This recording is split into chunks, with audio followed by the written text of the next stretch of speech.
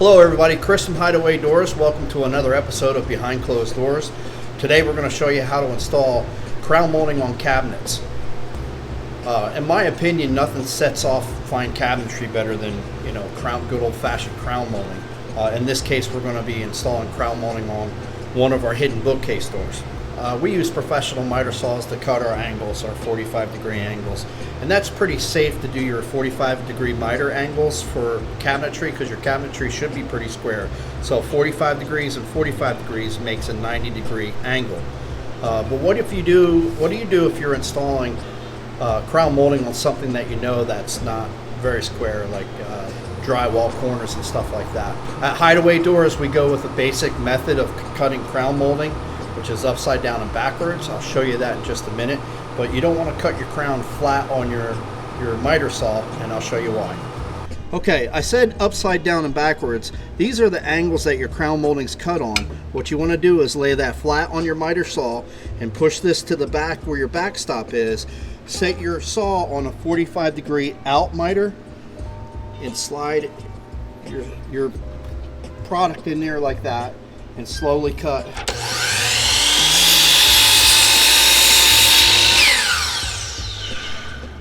So what that does is it gives you the perfect compound miter.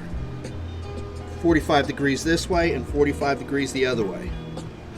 Okay, so once you get your angles cut, just test them out, make sure it looks good to you. Everything lines up nice and evenly. What we do at Hideaway Doors, we do not nail these two areas together because that leaves really big holes to fill. So what we'll do is we'll take some crazy glue and we'll glue in these pieces. And it just takes about a second to cure. You just rub these two together, make sure. I went a little sloppy with it, but you just hold it there and try not to spill over like I did, and just hold it for a few seconds and then it'll cure.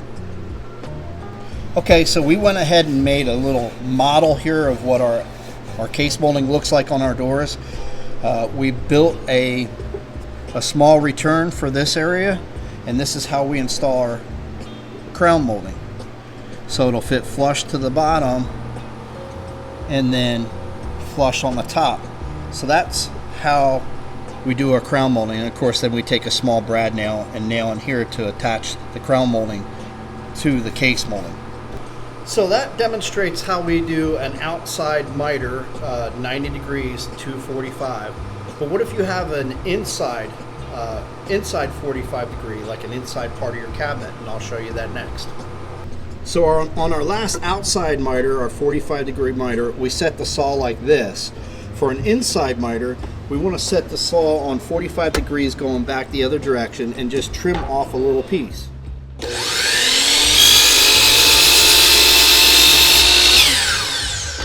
Now, what that does is shows us the reveal feature of this crown molding, and I'm going to cut along those lines and I'll show you that next.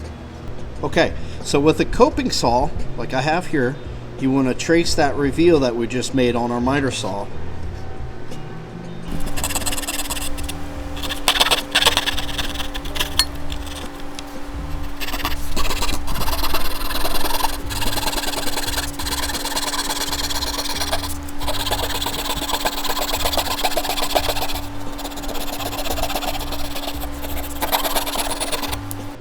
Okay, next what I might want to do is just take some fine finished sandpaper and clean up some of those edges. But the idea here is to, when you join the two on an inside corner, that cutaway we just did will fit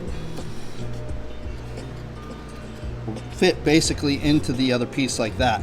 And the idea for that is if your inside corner is a little bit out of 90 degrees, it's no concern. That'll fit right in there nice and tight like that.